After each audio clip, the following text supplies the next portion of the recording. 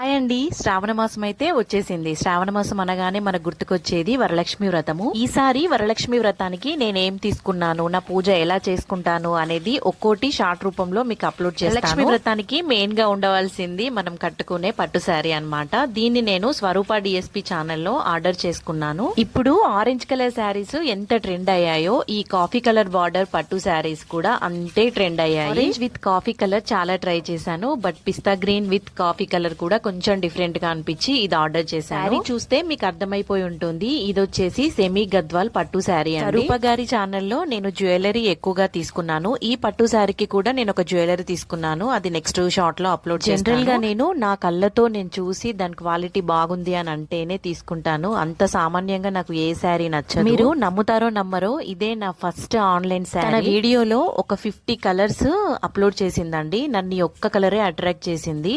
అంతే, నిమిషం ఆలోచించకుండా దీన్ని బుక్ చేసుకున్నాను. మనకి లోకల్లో ఇలాంటి శారీస్ దొరికినా కూడా ఇంత తక్కువ కాస్ట్ లో రాదు అని అనిపించింది. ఓవరాల్ గా శారీ అయితే ఇలా ఉందండి. మీకు ఎలా అనిపించింది అనేది ఒక చిన్న కామెంట్ చేయండి అబ్బా.